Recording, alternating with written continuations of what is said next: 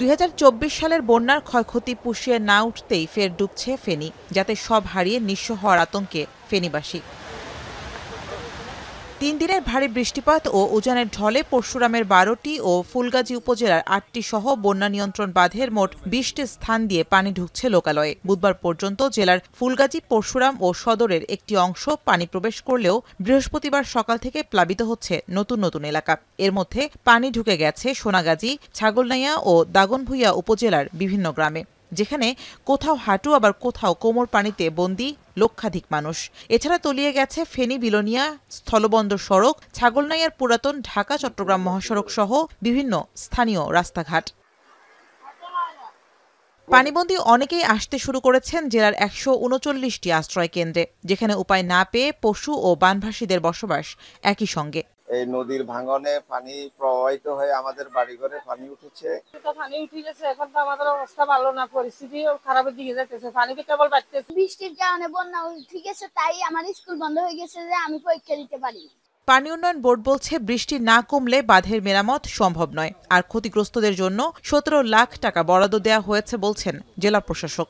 ভারত থেকে পরশুরামের নিষ্কালিকাপুর যে পয়েন্টে প্রবেশ করছে, সেখানে নদীর গড়প্রস্থ 100 মিটার, কিন্তু ফুলগাজীতে নদীর গড়প্রস্থ 40 থেকে 45 মিটার। আমরা আশা করতেছি 100 মিটার বৃদ্ধি করার পর আর এই ধরনের ভাঙন হবে না। আমাদের কাছে পর্যাপ্ত পরিমাণে খাদ্য মজুদ এবং সহায়তা যেগুলো আমরা দুর্যোগ ব্যবস্থাপনার জন্য রাখি, সেগুলো পর্যাপ্ত পরিমাণে রয়েছে। ত্রাণের কোনো ঘাটতি নেই। বুধবার রাত থেকে কিছুটা বিরতি দিয়ে আবারও মুষলধারে বৃষ্টি শুরু হয়েছে নোয়াখালীতে। এতে পানিতে ভাসছে নোয়াখালী সদর, সুবর্ণচর, কবিরহাট, কোম্পানিগঞ্জ ও বেগমগঞ্জ উপজেলার বিভিন্ন গ্রাম। অতিবৃষ্টিতে সড়কে তৈরি হয়েছে জলাবদ্ধতা, তলিয়ে গেছে ঘরবাড়ি আর ফসলি জমি। আকস্মিক পানি বৃদ্ধিতে অনেকেই ঘরবাড়ি ছেড়ে আশ্রয় কেন্দ্রে যেতে বাধ্য হচ্ছেন।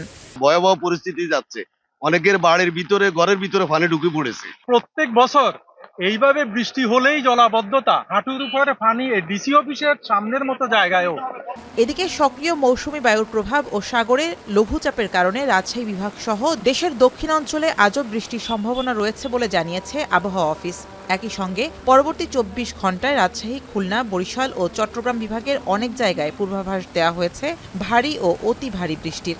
ঢাকার, বরিশাল এবং চট্টগ্রাম বিভাগ থেকে বৃষ্টিপাতটা কমে যেতে পারে, তবে খুলনা এবং রাজশাহী বিভাগে কিছুটা বৃষ্টি থাকতে পারে তারপরও। এবং এই যে বৃষ্টিপাত কমে যাবে, তাই সেই বৃষ্টিপাতটা হয়তো আগামী 1 দিন বা 2 দিন এই বৃষ্টিপাত কম থাকতে পারে, এবং তারপর আবার 13 তারিখ থেকে আবার বৃষ্টিপাতটা কিছু আবার বাড়তে পারে। গেল বছরের বন্যায় ফেনীতে 2,500 কোটি টাকার ক্ষতি হয়, আর নোয়াখালীতে ক্ষতি হয় 1,000 কোটি টাকারও বেশি। শামীমা রহমান শাম্মী, এখন। শিয়া বাটার ও ভিটামিন ই সমৃদ্ধ লিলি হালাল বিউটি সোপ, তারুণ্যময় উজ্জ্বল ত্বকের জন্য।